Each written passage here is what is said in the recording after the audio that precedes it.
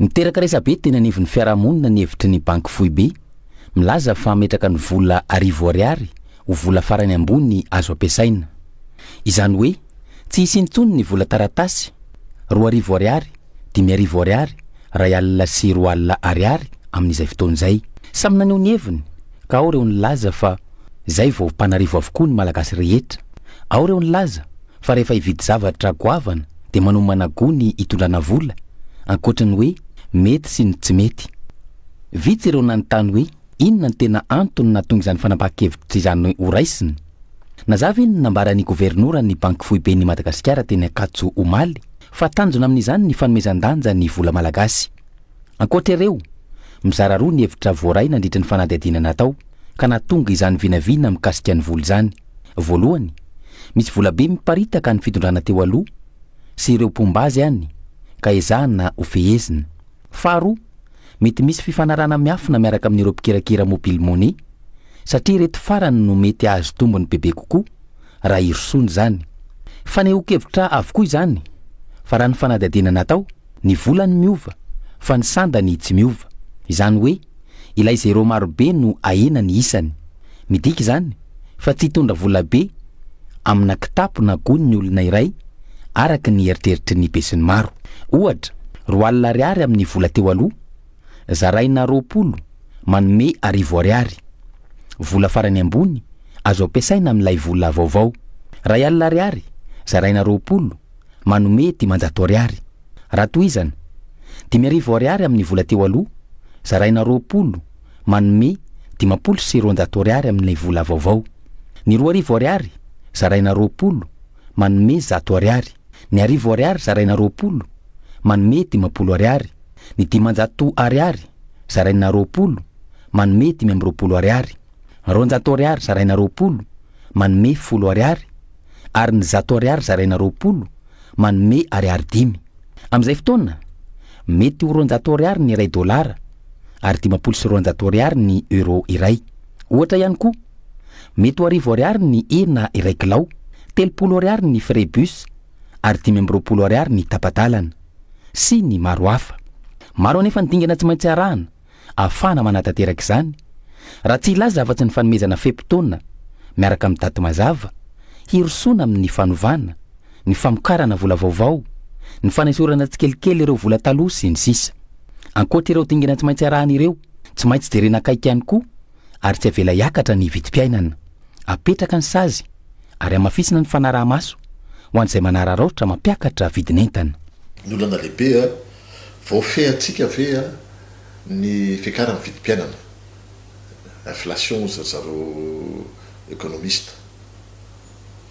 Ny olana lehibe eto amintsika koa tsy mamokatra tsika famokarana ambany dia ambany. Ny olana lehibe ny tsenam-barotra Madagasikara na ny déficit commercial tsika hoe déficitaire foana na hoe tsapy de tsika zany miankin-doha amin'ny fanafarana entana avy any ivelany. Zay le hoe le famokaratsika iva de iva. Ankoatra ny fifehezana vidim-piainana sy ny fanaraha-maso ireo mpanararaotra, ezaka goavana tokony atao ihany koa ny mampiditra ho ara-dalàna ireo sehatra tsy manara-dalàna eto amintsika izay mbola manana taha hatrany amin'ny 520 isan-jato.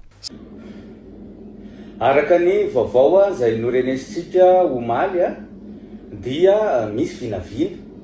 avy any amin'ny banky foibe Madagasikara ny ametra ho R$10 ny vola taratasy farafamboniny aparitaka eny amin'ny fifanankalozana rehetra eny. Midika zany fa ireo zavatra kely vidy ihany sisa no atakalo amin'ny alalan'ny vola taratasy, fa ireo izay ataontsika hoe atonontonony sy bebe vidy dia amin'ny alalan'ny monnaie électronique no ifanankalozana aminy. Eo zany reny le hoe mobile money reny, eo reny hoe carte bancaire, virement bancaire, sisa ireny zany. Inona no mahatsara sy maharatsy azy? Voalohany indrindra aloha zany de hoe ny mahatsara azy aloha zany de hoe miena zany ny tsy fandriam-pahalemana amin'ny alalany mety hoe siky mahery satria tsy de hitondra vola be itsony ny olona. Ny fandrobahana ny atrano sosisa zany resaka entana lafo vidy zany no robain'ny jolany fa raha hoe le lela vola zany de tsy de betsaka itsony na ny eny ampivarotra rehetrarehetra eny raha zay tokoa zany ny zava-misy. Fa ny mety hoe lafo mahatsara azy ihany koa zany de mety eo ihany koa zany mety hoe ino moa ty izy teo hoe lay fifanakalozana zany efa misy vitsivitsy ihany raha eto Madagasikara na maromaro ihany koa zany no efa hoe zatra mampiasa an'izay le resaka mobile monnaie zay na resaka carte bancaire ifanakalozana de tsy de mila mitondra vola be itsony zany, zay le lafiny sécurité moa no tena zava-dehibe amin'izy ty fa le juste ilay carte fotsiny na ny telefônina fotsiny zany no entina de afaka metseny ianao sisisa. Fa ny lafiratsiny kosa nefa ny dehibe eo zany aloha voalohany indrindra lay hoe fampiasana n'lay mobile monnaie ohatra ifanakalozana. Ny tenako moa zany de lehibe ny district Anarivomamo teo aloha de tamin'ny fotoanandro teo aloha zany de hoe tamin'ny fitondrana teo aloha de hoe ny karamany ny sefokotany de amin'ny alalan'ny mobile monnaie no andefasana azy. Fa mandraky ny androany de tena sahirana tokoa izahay nandrindra n'zany rehetrarehetra zany satria tena hita hoe tsy nety le izy tena tsy nety ho an'ny sefokotany satria na ny fafikirakirana ny telefôny io raha tsy hain'ireo sefokotany any ambanivohitra an'ireo ny fakana vola sy ny fametrahana vola satria tsy hain'ireo any ambanivohitra eo sefokotany fotsiny zany ko maika moa zany fa ny mponina any ambanivohitra any zay 5-20 isan-jato de tatsa avokoa ahoana moa ny aiza ny ikirakira an'izany terenao ikirakira an'izany mba ho fitaovana fidianan-javatra de mazava ho azy zany fa mety hisy ny fanambakana ao anatin'ilay izy mety hisy ny fahatahorana ao anatin'ilay izy zany zany mety ho lafiratsiny daholo zany rehetrarehetra izany. Eo ihany koa zany hoe resaka réseau fotsiny ohatra. Hitantsika moa zany fa mijaly tamin'ny voalohany taona teo zao ohatra ny réseau amin'ny mobile monnaie rehetrarehetra de tena saturé tanteraka daholo ary tsy afaka nanao retrait nanao ohatr'izany reo olona izay manana an'ireny mobile monnaie reny tamin'ny voalohany volana janoary laza teo ohatr'izay ka maika moa zany fa hoe io ny fanakalozana manahoana ny lafin'ny teknika amin'ny resaka réseau sisisa raha sanatria ka misy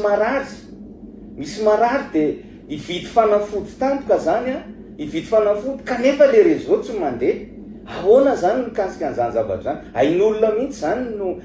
tsy maintsy jerena ao anatin'ilay izy azo lazaina hoe betsaka ny ataoko hoe tsy mampety an'ilay izy moa zany fa ny resaka pratika zany amin'ny akapobeny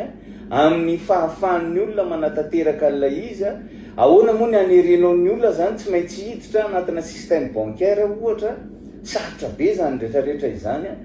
de zay le izy inona no ataoko hoe fiatraikan'izay zany amin'ny lafin'ny resaka hoe